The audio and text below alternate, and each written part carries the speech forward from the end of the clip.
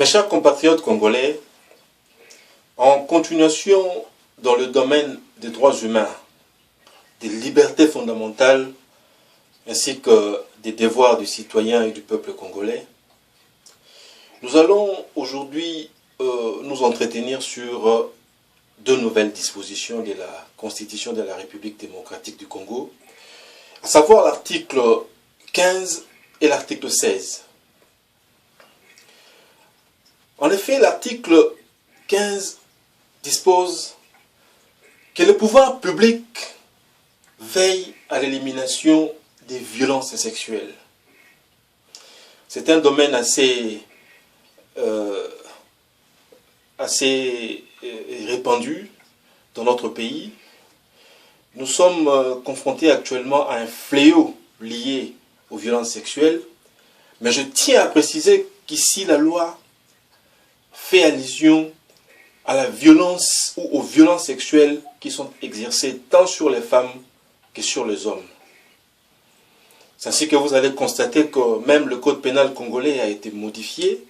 Il y a une loi qui a été promulguée sur les violences sexuelles où, au-delà du fait que la femme peut être victime d'un viol, il est aussi consacré que l'homme peut être victime d'un viol. Et donc, la Constitution de la République démocratique du Congo, en parlant des violences sexuelles et de son élimination, vise la protection et de l'homme et de la femme.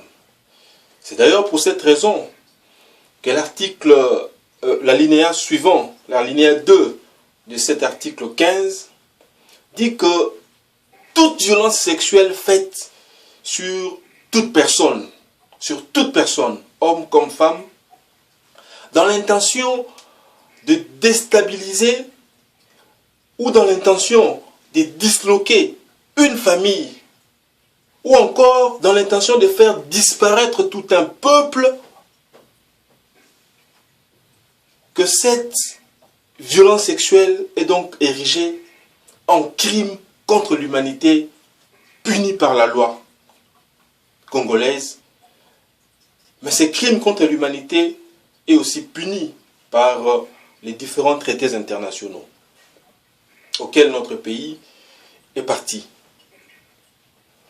Et donc il est important à la population congolaise, aux citoyens congolais, de comprendre et de réaliser que les violences sexuelles est l'une des infractions ou l'un des crimes les plus abominables qui puissent exister dans notre pays, mais aussi à travers le monde.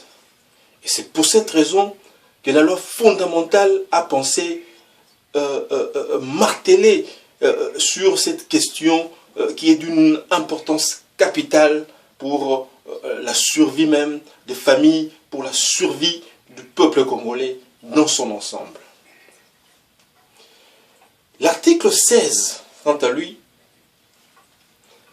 qui contient 5 alinéas que nous allons essayer de décortiquer un à un, dispose à son premier alinéa que la personne humaine est sacrée.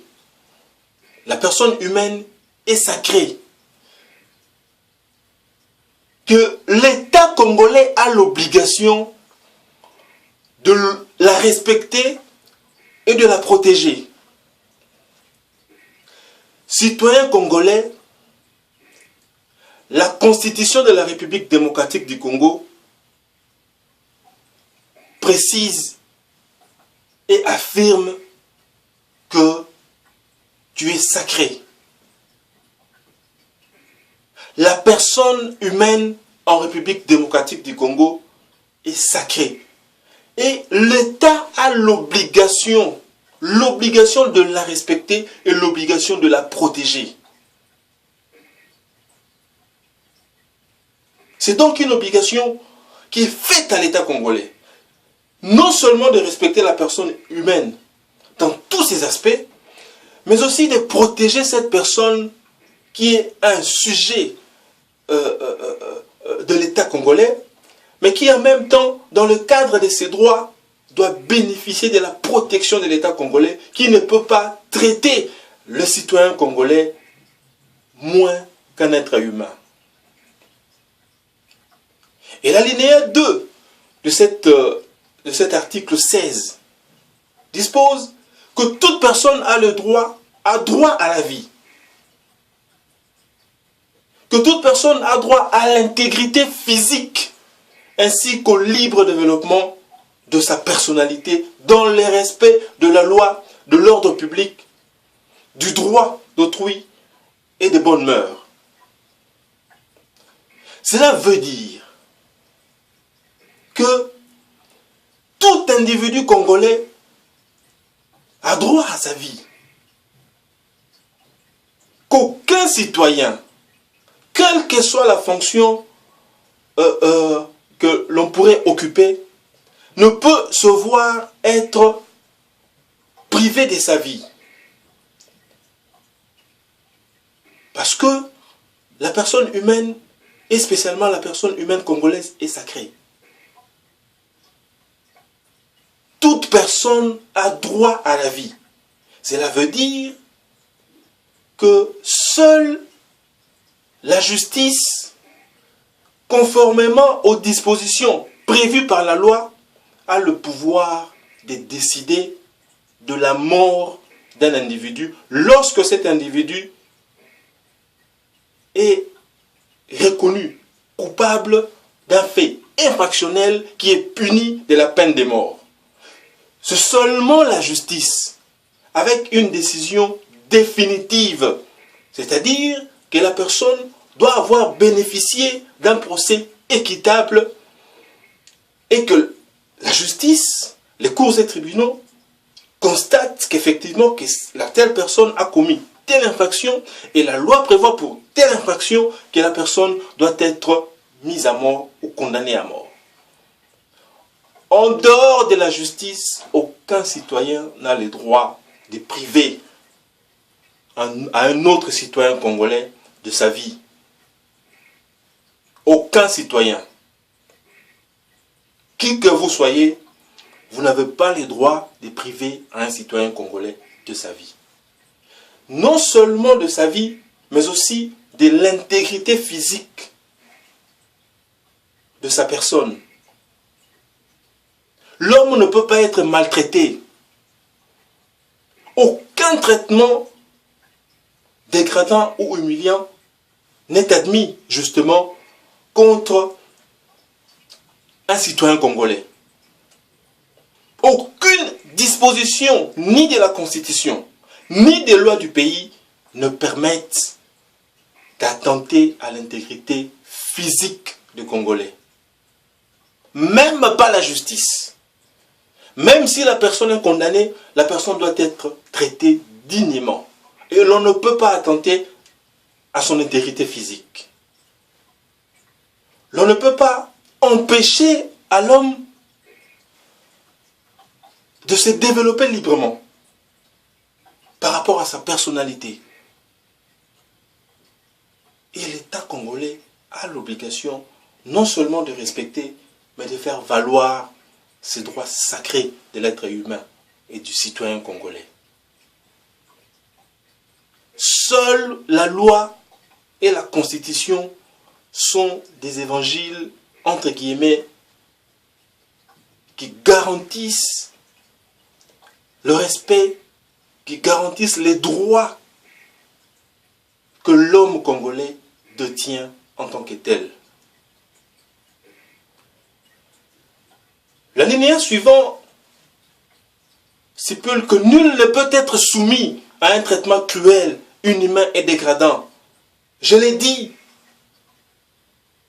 que l'homme congolais ne peut pas être soumis à des traitements humiliants.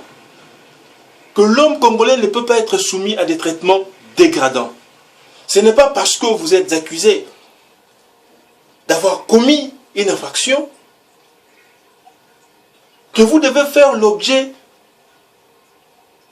de traitements cruels, de torture, de menaces. La Constitution interdit toutes ces pratiques.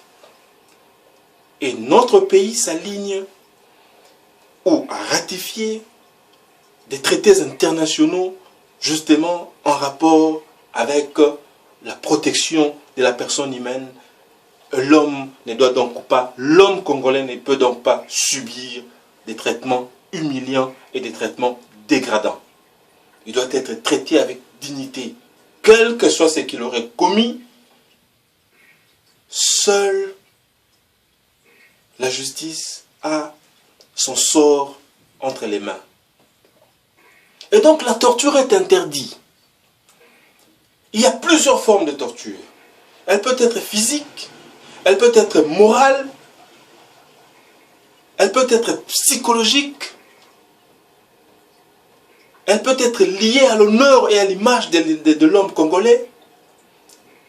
Et donc, la Constitution prohibe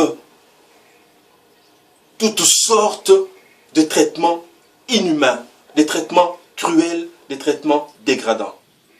Parce que la personne humaine est sacrée. L'homme congolais est sacré dans sa dignité, dans ses droits. Personne ne peut ni attenter à sa vie, ni attenter à son intégrité physique. Le dernier alinéa de cet article dispose que nul ne peut être astreint à un travail forcé ou obligatoire. Aucun Congolais ne peut être soumis de force à faire un travail. On ne peut pas obliger un citoyen congolais à pratiquer un exercice professionnel contre sa volonté. La Constitution l'interdit. D'autant plus que le travail fait partie de ce que nous appelons le contrat civil. C'est un contrat synallagmatique, c'est-à-dire c'est un contrat entre deux parties. L'employé, qui est le travailleur, et l'employeur qui engage. Sur base d'un accord, ils se mettent d'accord, l'employé ou les travailleurs décident de mettre à la disposition de l'employeur de ses compétences et lui donne et met à sa disposition les prestations convenues. En contrepartie de ces prestations, l'employeur rémunère le service rendu, rémunère les prestations rendues par le travailleur. C'est donc un contrat civil.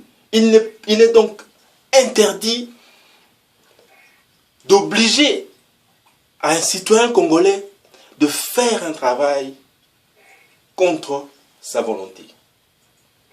Chers compatriotes, c'était là les dispositions des articles 15 et 16 de la Constitution de la République démocratique du Congo.